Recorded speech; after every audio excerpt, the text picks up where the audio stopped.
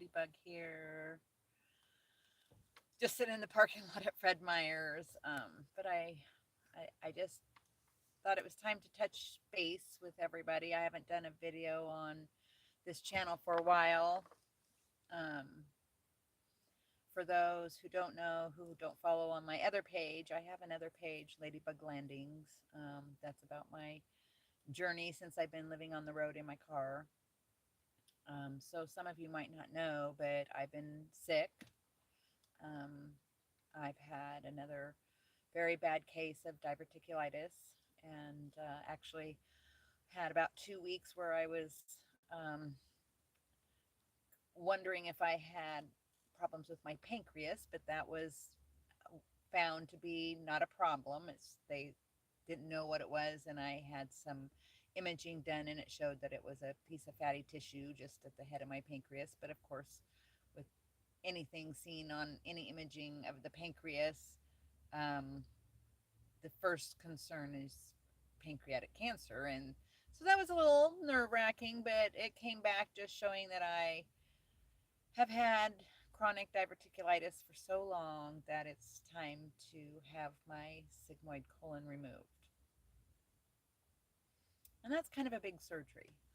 Um, I know because I've taken care of patients who've done that when I was working as a nurse. And so there's been some anxiety naturally. It's not unnatural.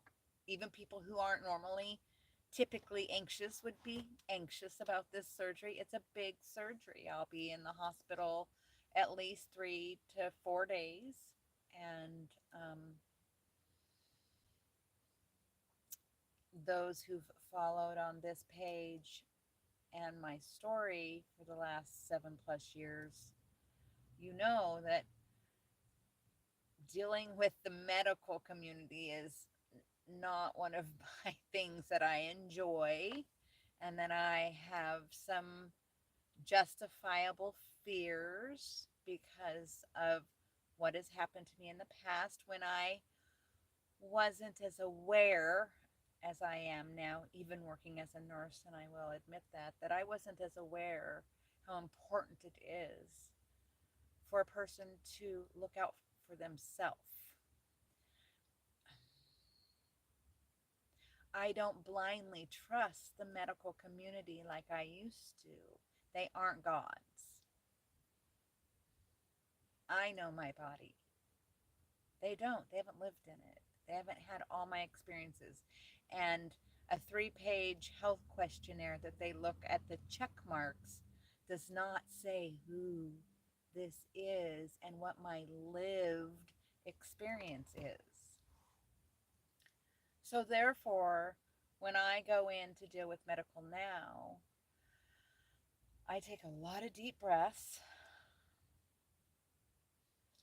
I remind myself they're coming from their education and their perception, and that I remind myself that I am in charge of my body at the end of the day. They can make recommendations based on what they've been educated in and what they know and what works for a majority of the population. We are all individuals, and the protocols, I know this because I worked in the industry. The protocols and the procedures are geared towards the majority. Repetition in those kind of environments does lead to less problems than there would be without having some protocols. But they get themselves so regimented that they forget that they're dealing with individuals who have their own life experience. So I prepare myself before I go. I even often make notes. I do tell them that I have had a brain injury and that it takes me a minute to understand, and that sometimes while I might appear excited, it's not against them because I'm not trying to be against anybody. I'm trying to be for me. So far, overall, in this last almost 5 weeks now of dealing with the medical community, I've been treated really well, very respectfully. I've been respectful. I've made my needs known. I've made my concerns known. I've stated very adamantly of what I'm not willing to have or what has hurt me in the past as far as medications. And that was actually my surgeon. He says, "You're a great surgical candidate. You look very healthy. You're strong." Um, Despite being how sick I was, he said, "I think it's you're at a good time for surgery, and you've been sick long enough, and dealing with this problem way too many years in your life. It's better to do it now than wait for like a perforated colon or something and do it when I'm older, when it's harder to recover." He said, "But the only thing I don't like is that allergy list." And I said, "Yeah, I don't like it either. It makes life difficult at times because I have to navigate with them what the alternatives are. They don't, we go to them for answers, but we have to give them information sometimes in different ways than they ask for it. And so I have to, and I have been, saying, well, this is what I've had that's worked. And I have been willing to experiment because it's the only way I'm going to learn.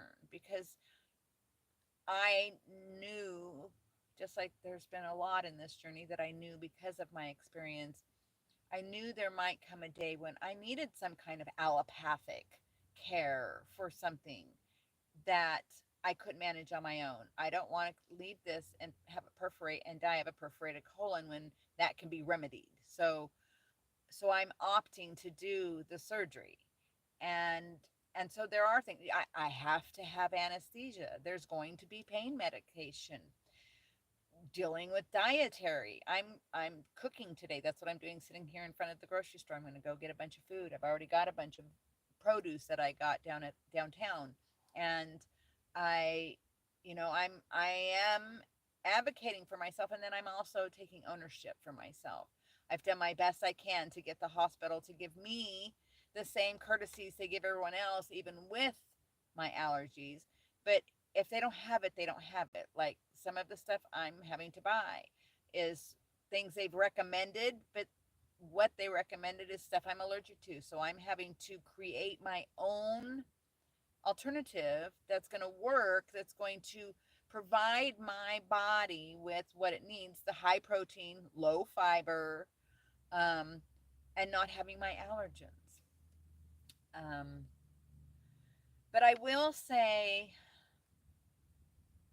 this: I am having some anxiety. Of course, I am. I'm going to have anywhere from 6 to 12 inches of my colon removed. And I'm going to be vulnerable. I think that's one of the biggest considerations is the vulnerability that I have to have. I have to trust. Once I'm there, I'm going to hand everybody a sheet of paper that says what my allergens are, and I have my advance directive, and I have two people that are my care providers that I have assigned to make sure my wishes are upheld for my body, even when I can't speak for myself. But I have to trust.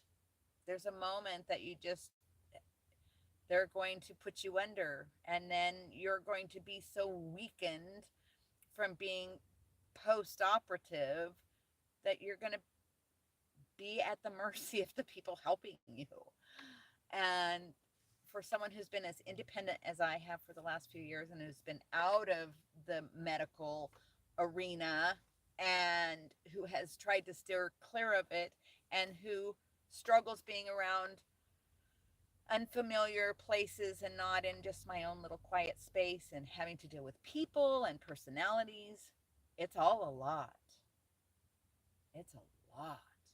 I could not have navigated this even 3 years ago with the self dignity that I am showing myself and the respect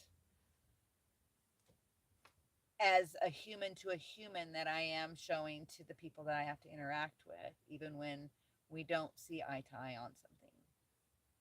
So I am very proud of myself. That's what I want to make this video about, to say I am proud of myself. I have worked my ass off for over 7 years to get here. This is healing. It's not just about the mental and the physical.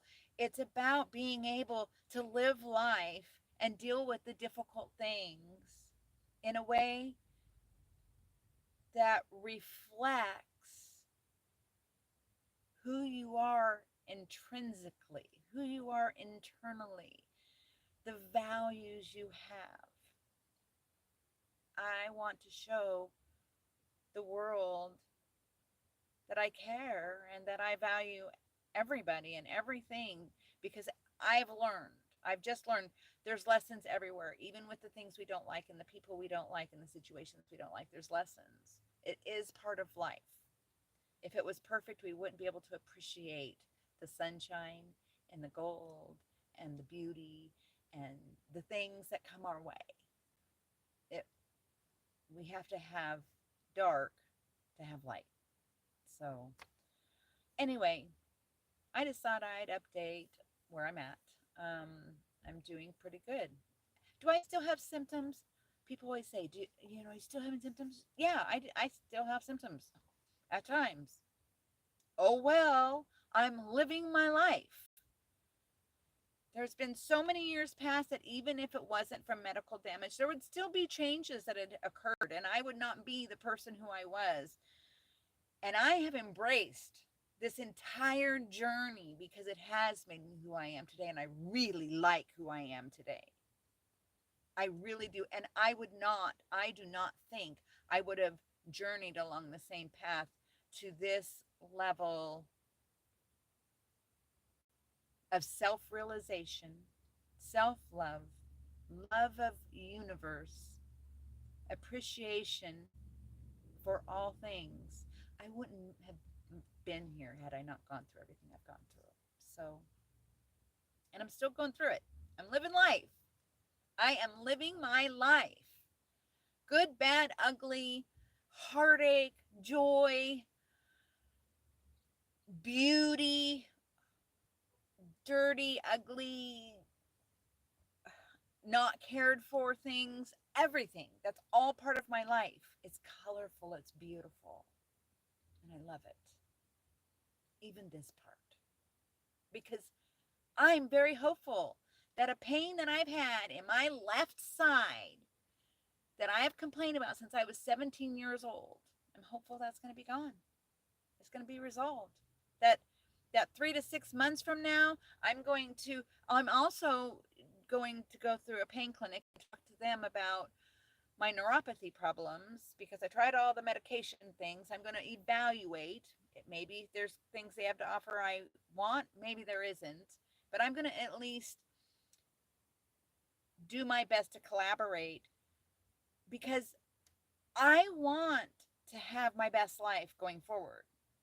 And some of these medical conditions that I have, I've done what I can do mostly for myself, and I will continue. I eat super good. I get fresh air every day. I get out and I have physical exercise. I walk. I self explore. I do my shadow work. I am open to new things. I explore new ideas. But I want to be able to physically do the things I want to do for many years to come. And I am limited right now because of my feet. I can't hike. And that's a big deal to me. It's a big deal to be able to go out and hike 5 miles. It's something that makes me be part of who I am, and I love it. And I'm not happy not being able to do it. So I'm going to continue navigating and advocating for myself and cheering myself along and to get where I'm going, where I hope to go, where I'm supposed to go. Because that's how I go. I go with the flow, and I trust that I am where I'm supposed to be right now. Right now. Every day. Right now, I am where I'm supposed to be. And I am dealing with what I'm supposed to be dealing with that's going to get me to my best place. When and where and however that looks. But right now, this is it. This is my best place right now. Sitting here, even with this anxiety about this surgery, even with my concerns. I have a friend who's had a lot of loss lately, a lot of loss, and is facing another loss. Even all of that, I am where I'm supposed to be, doing what I'm supposed to do because I am living my best life right now. Anyway, so that's where I'm at. Life goes on, and you can choose to embrace it and find the parts that make you smile and evaluate the things that make you go, huh, how come? I just embrace it all. I just figure this is what I'm supposed to be doing. So anyway, I'm gonna go finish my grocery shopping so I can go home and cook and set a room up at my friend's house where I can be comfortable for my recovery and sit in my vulnerability that I'm taking action in my life where I have to rely and trust others again. It's going to be okay. All right. Thanks for listening. Hope you got something out of it. I'll check later because somebody had posted a couple days ago on an old video, and I've just been really, really busy. So I'm going to try to get back to some things that I haven't tended to lately, and that will be one of them. All right. You all take care. And as we go into October, enjoy the season. Peace. Love ya.